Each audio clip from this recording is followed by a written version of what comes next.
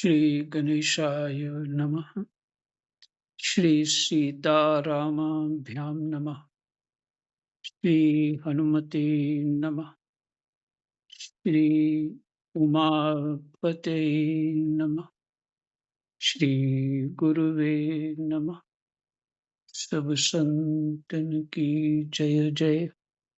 जय जय सीताराम। राधे श्याम।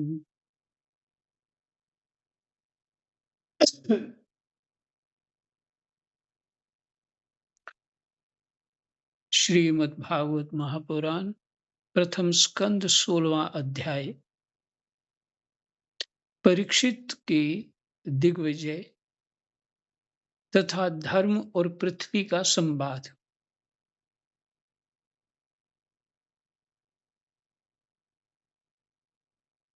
महाराज परीक्षित सभी पांडवों का स्वरूप था। एक ही में सभी पांडव थे। ऐसे महापुरुष थे, उन्हें सभी गुण थे उनमें।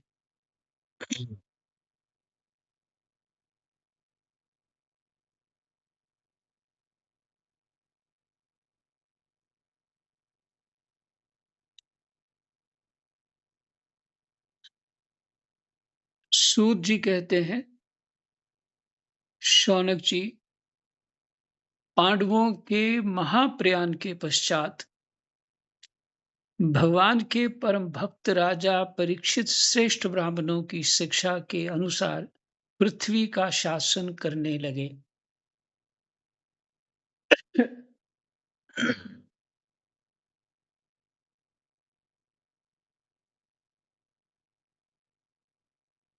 उनके जन्म के समय ज्योतिषियों ने उनके संबंध में जो कुछ कहा था, वास्तव में वे सभी महान गुण उनमें विद्यमान थे। उन्होंने उत्तर की पुत्री इरावती से विवाह किया। उससे उन्होंने जन्मेजय आदि 4 पुत्र उत्पन्न किए तथा कृपाचार्य को आचार्य बनाकर उन्होंने गंगा के तट पर 3 अश्वमेध यज्ञ किए।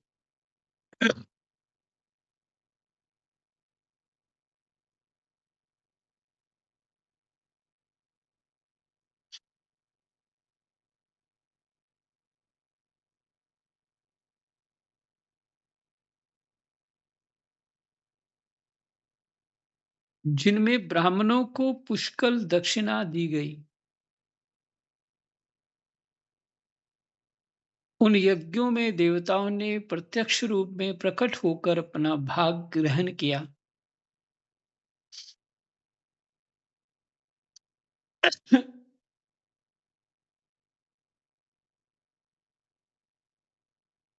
एक बार दिग्विजय करते समय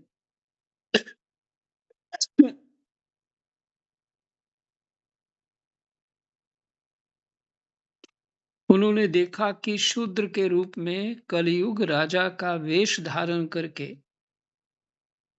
एक गाय और बैल के जोड़े को ठोकरों से मार रहा है। तब उन्होंने इसे बलपूर्वक पकड़कर दंड दिया।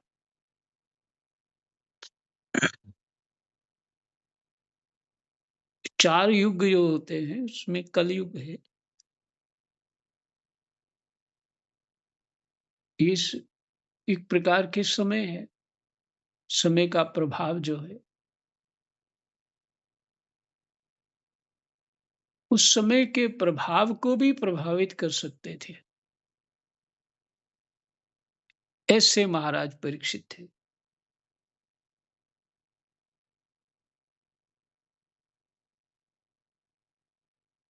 एक बार दिग्विजय करते समय उन्होंने देखा कि शूद्र के रूप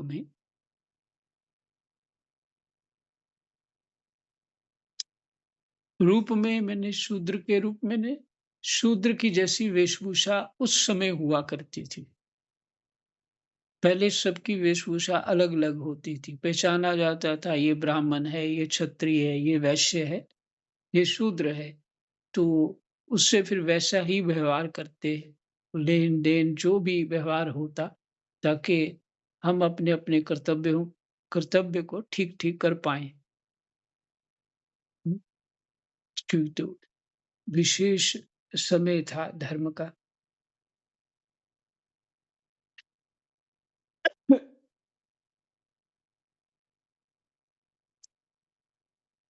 कलयुग राजा का वेश धारण करके गाय और बैल के जोड़े को ठोकरों से मार रहा था। तब उन्होंने उससे पूर्वक पकड़ कर दंड दिया।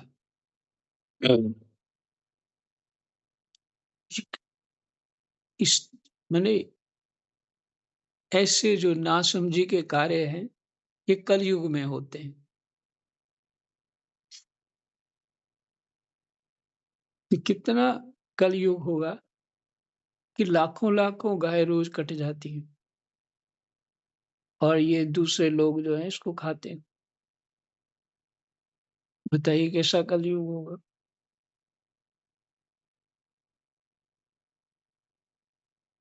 शौनक जी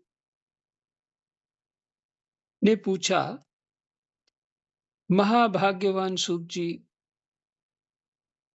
दिग्विजय के समय महाराज परीक्षित ने कलयुग को दंड देकर ही क्यों छोड़ दिया? मार क्यों नहीं डाला?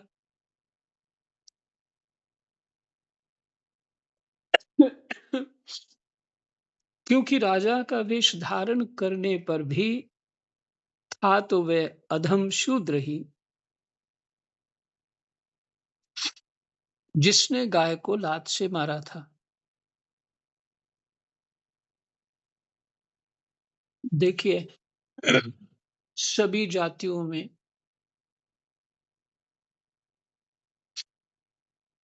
सब प्रकार के लोग होते हैं। ब्राह्मणों में भी अधम होते हैं, क्षत्रियों में भी होते हैं और वैश्य और शूद्र इत्यादि में अच्छे बुरे इन सभी जातियों में होते हैं। बुरे से बुरा मिल जाएगा, अच्छे से अच्छा मिल जाएगा। लेकिन भागवत जी में जो प्रसंग है, शूद्र केवल अपना कर्तव्य जो करता है वो धर्म के लिए ही होता है। उसको बड़ा उच्च स्थान दिया गया। अब इसमें तारतम्य बहुत सारा है कि सभी वैसा कार्य नहीं करेंगे, सभी कर भी नहीं सकते, सबके स्वभाव अलग-अलग होते हैं। लेकिन जो अपने जाति के धर्म के अनुसार,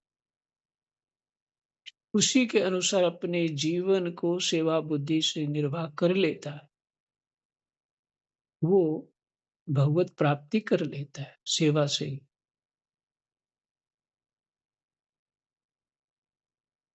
जिसने गाय को लात से मारा था, यदि ये प्रसंग भगवान श्री कृष्ण की लीला से अथवा उनके चरण कमलों के मकरंद रस का पान करने वाले रसिक महानुभावों से संबंध रखता हो तो अवश्य कहिए। मैंने लोक वार्ता नहीं होनी चाहिए। इस कथा का अगर भगवान से कोई संबंध है तो कहिए, नहीं तो रहने दीजिए इसको। ये शौनक जी ने सूत जी से कहा।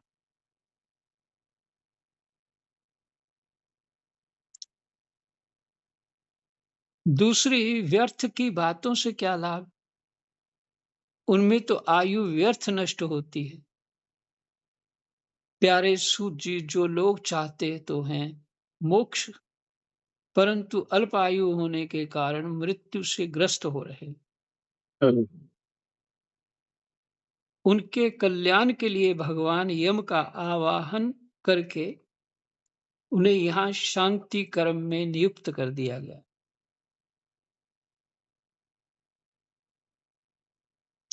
फिर से सुनिए,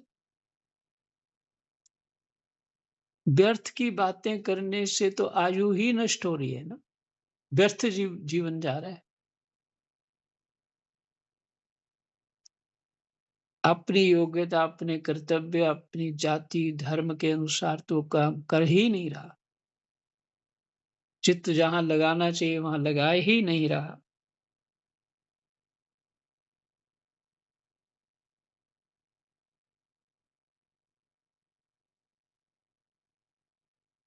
प्यारे सूत जी, जो लोग चाहते तो हैं मोक्ष, परंतु अल्प आयु होने के कारण मृत्यु से ग्रस्त हो रहे हैं। उनके कल्याण के लिए भगवान यम का आवाहन करके उन्हें यहाँ शांति कर्म में नियुक्त कर दिया गया है।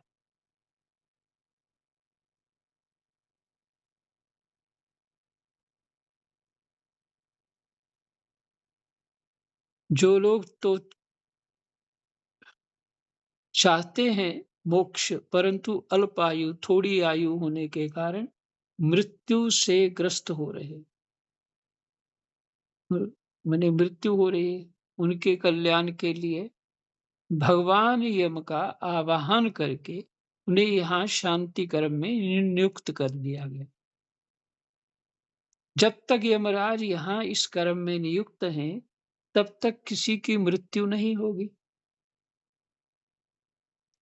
मृत्यु से ग्रस्त मनुष्य लोक के जीव भी भगवान की सुधा तुल्य लीला कथा का पान कर सके हैं, इसलिए महर्षियों ने भगवान यम को यहाँ बुलाया।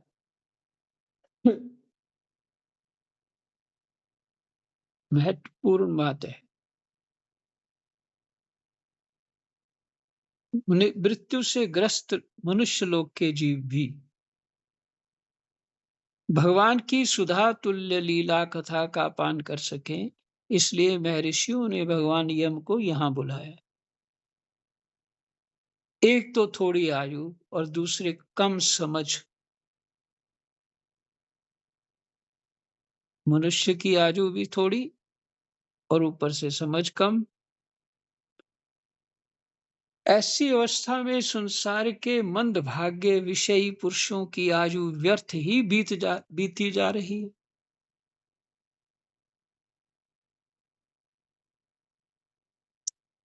जिसकी आयु भी थोड़ी, बुद्धि भी मंद, वो मंदभाग्य ही लोग हैं, क्योंकि वो विषयों में ही आयु को बिता देते हैं। नींद में रात और व्यर्थ के कामों में दिन। नींद में रात और व्यर्थ के कामों में दिन।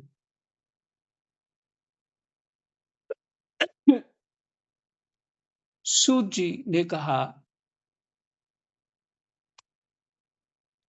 जिस समय राजा परीक्षित कुरुजांगल देश में सम्राट के रूप में निवास कर रहे थे,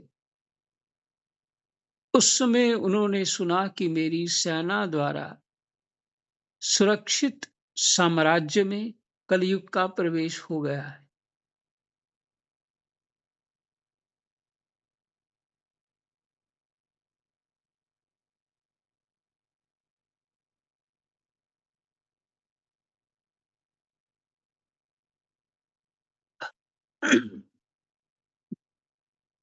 मेरा जो राज्य उस सेना द्वारा सुरक्षित है, उसमें कलयुग का प्रवेश हो चुका है।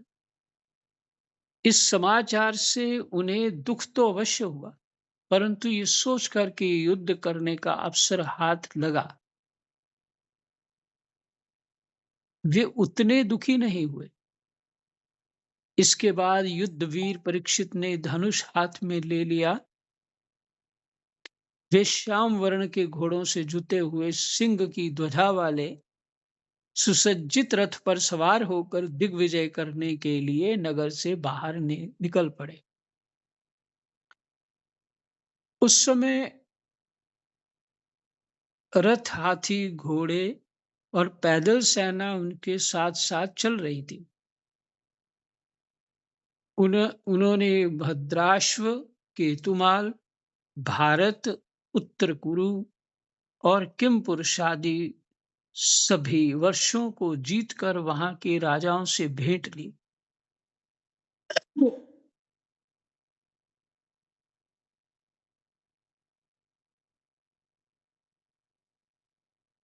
उन्होंने उन देशों में सर्वत्र अपने पूर्वज महात्माओं का सुयश सुनने को मिला। पूर्वज महात्माओं का,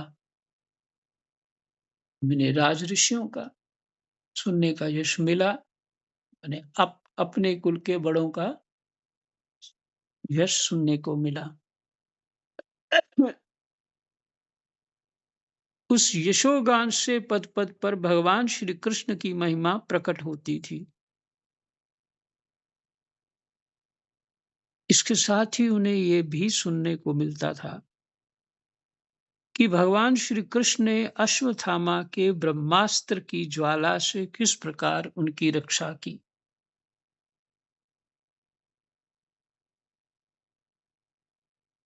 यदुवंशी माने परीक्षित की कैसे रक्षा की ब्रह्मास्त्र से भगवान कृष्ण ने, ये भी सुनने को मिलता था।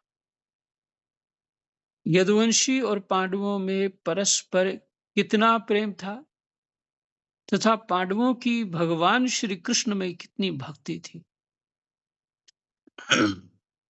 जो लोग उन्हें ये चरित्र सुनाते, उन पर महामना राजा परीक्षित बहुत प्रसन्न होते, उनके नेत्र प्रेम से खिल उठते।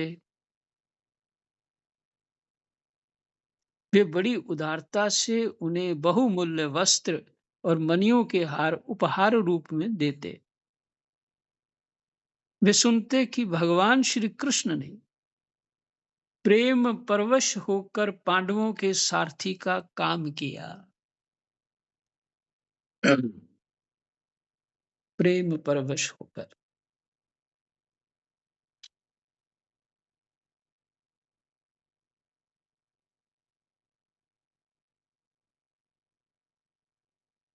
हम्म। उनके सभासद बने, यहाँ तक कि उनके मन के अनुसार काम करके उनकी सेवा भी की।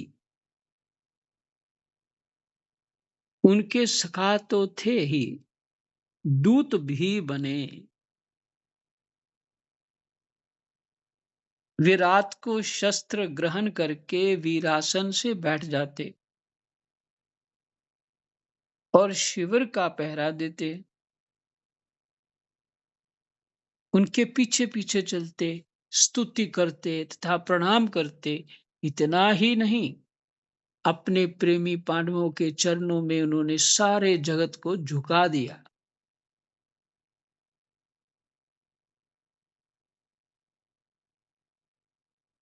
यथा माम प्रपद्ये, तू मुझको जैसे भजता है मैं भी तुझको वैसा ही भजता हूं। भगवान श्री कृष्ण गीता जी में कह रहे हैं।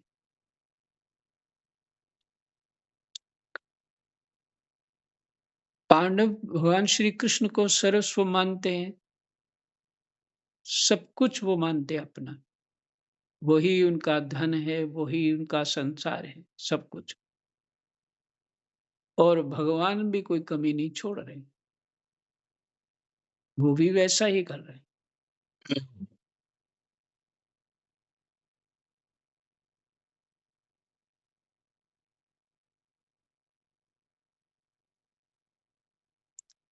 तब परीक्षित की भक्ति भगवान श्री कृष्ण के चरण कमलों में और भी बढ़ जाती है, जब उनके अपने पूर्वजों के इस तरह के यश को सुनते हैं। तब भगवान श्री कृष्ण में उनकी भक्ति और बढ़ जाती है। इस प्रकार वे दिन दिन पांडवों के आचरण का अनुसरण करते हुए दिग्विजय कर रहे थे।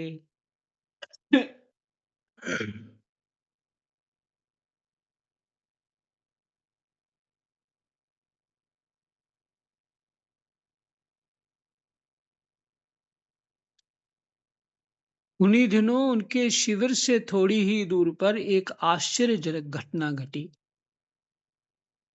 वह मैं आपको सुनाता हूं। धर्म बैल का रूप धारण करके एक पैर से घूम रहा था। एक स्थान पर उसे गाय के रूप में पृथ्वी मिली।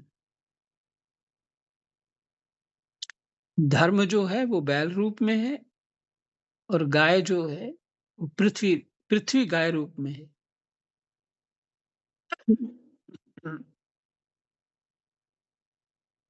पुत्र की मृत्यु से दुखनी माता के समान उनके नेत्रों से आंसुओं के झरने झर रहे थे। उसका शरीर शरीरहीन हो गया था।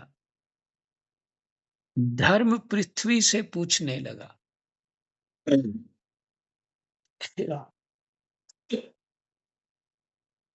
धर्म ने कहा, कल्याणी कुशल से तो हो,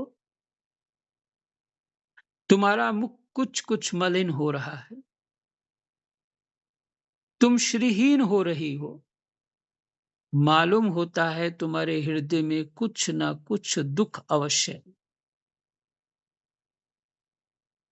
क्या तुम्हारा कोई संबंधी दूर देश में चला गया है जिसके लिए तुम इतनी चिंता कर रही हो?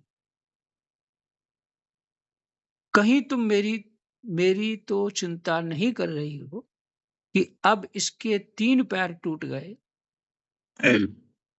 एक ही पैर रह गया है, संभव है तुम अपने लिए शोक कर रही हो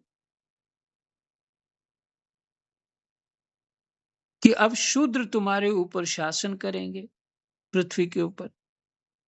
तुम्हें उन देवताओं के लिए भी खेद हो सकता है जिन्हें अब यज्ञों में आहुति नहीं दी जाती, अथवा उस प्रजा के लिए भी जो वर्षा न होने के कारण अकाल एवं दुर्भिक्ष से पीड़ित हो रही है।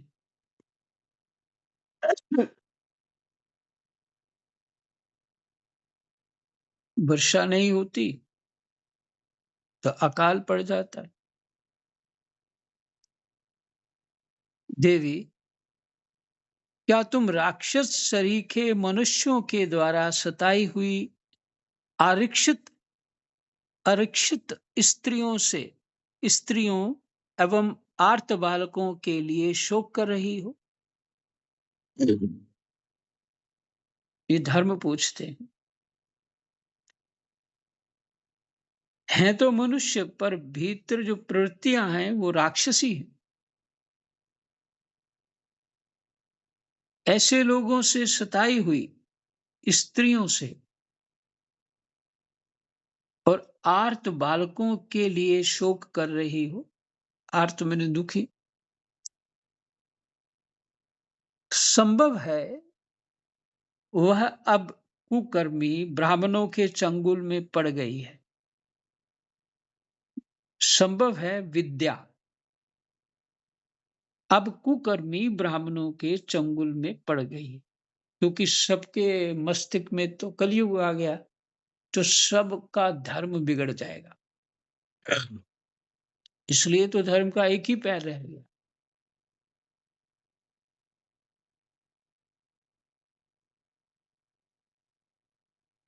कुकर्मी ब्राह्मणों के चंगुल में पड़ गई है विद्या, और ब्राह्मण विप्रद्रोही राजाओं की सेवा करने लगे।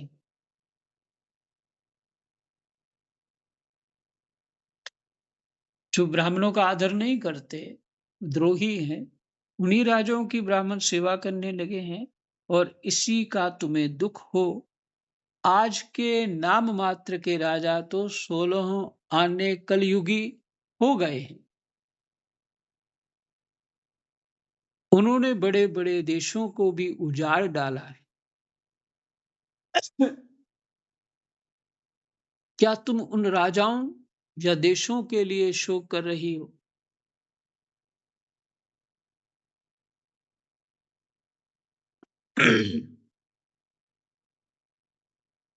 आज की जनता खान पान, वस्त्र, स्नान और स्त्री सहवास आदि में शास्त्रीय नियमों का पालन न करके स्वेच्छाचार कर रही है। मैंने समाज ऐसा हो गया। क्या इसके लिए तुम दुखी हो?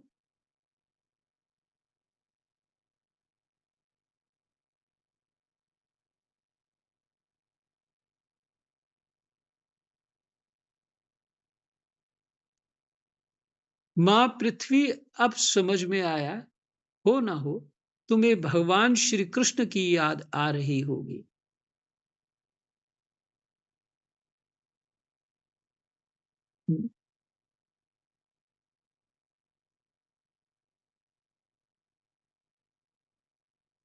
क्योंकि उन्होंने तुम्हारा भार उतारने के लिए ही अवतार लिया था और ऐसी लीलाएं की थी जो मोक्ष का भी अवलंबन है। अब उनके लीला स्मरण कर लेने पर उनके परित्याग से तुम दुखी हो रही हो।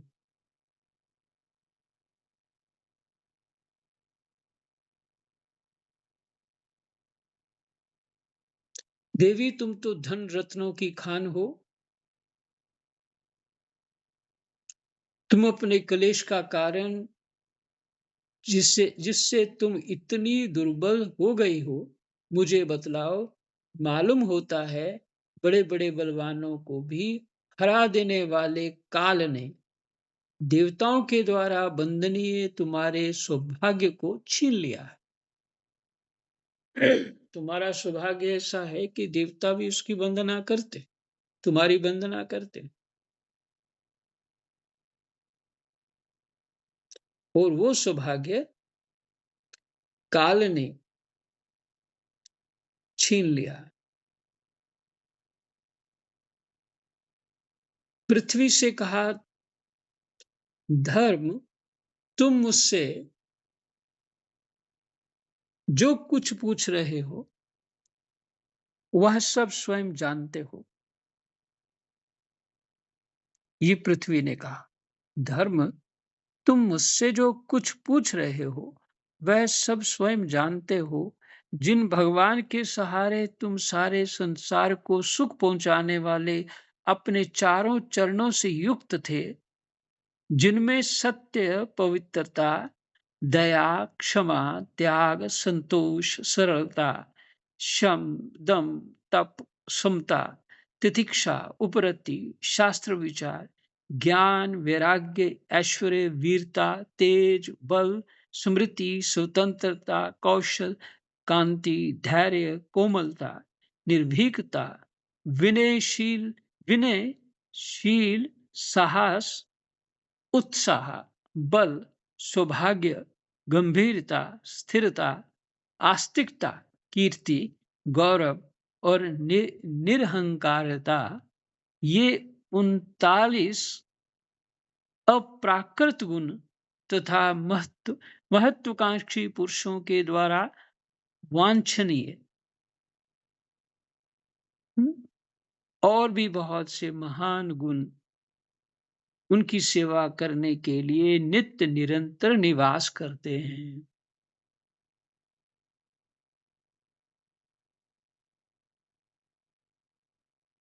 ये धर्म के लिए कह रही हैं।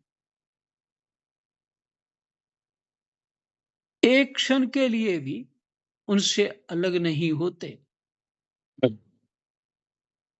उन्हीं समस्त गुणों के आश्रय सौंदर्य धाम भगवान श्री कृष्ण ने इस समय इस लोक से अपनी लीला स्मरण कर ली और ये संसार पापमय कलयुग की कुदृष्टि का शिकार हो गया। ये संसार पापमय कलयुग की कुदृष्टि का शिकार हो गया है। यही देखकर मुझे बड़ा शोक, मने दुख हो रहा है।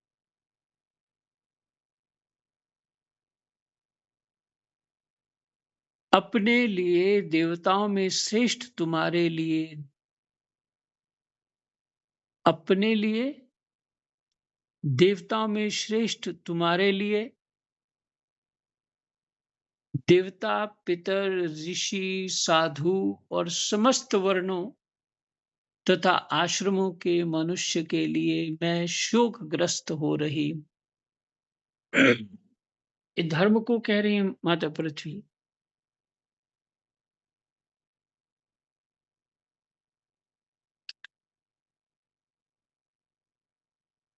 अपने लिए भी दुखी हूं, देवताओं में श्रेष्ठ जो है तुम्हारे लिए,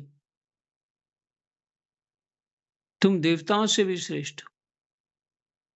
तेरे लिए मैंने धर्म के लिए, देवता के लिए, पितर, ऋषि, साधु और समस्त वर्णों तथा आश्रमों के मनुष्यों के लिए मैं शोकग्रस्त हो रही हूँ, जिनका कृपा कटाक्ष प्राप्त करने के लिए ब्रह्मादि देवता भगवान के शरणागत होकर बहुत दिनों तक तपस्या करते रहे, वही लक्ष्मी जी अपने निवास स्थान कमल वन का परित्याग करके बड़े प्रेम से जिनके चरण कमलों की शुभग छत्र छाया का सेवन करती हैं।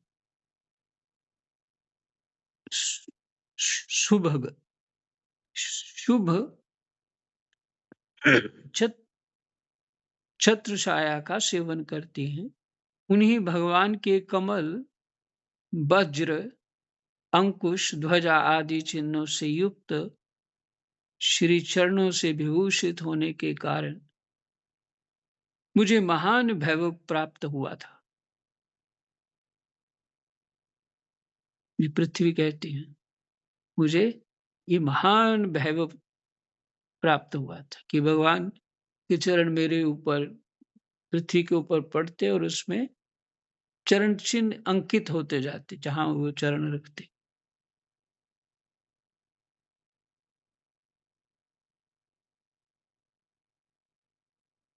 और मेरी तीनों लोकों से बढ़कर शोभा हुई थी, परंतु मेरे सौभाग्य का अब अंत हो गया।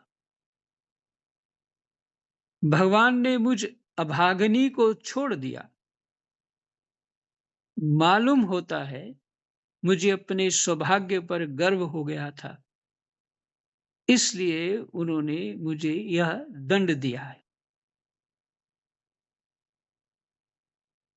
यही विश्राम करते हैं। 32-33 श्लोक तक समय हो गया।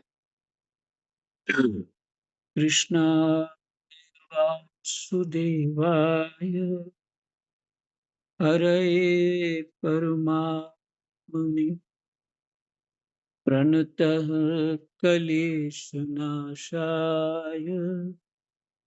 गोविन्दाय नमो।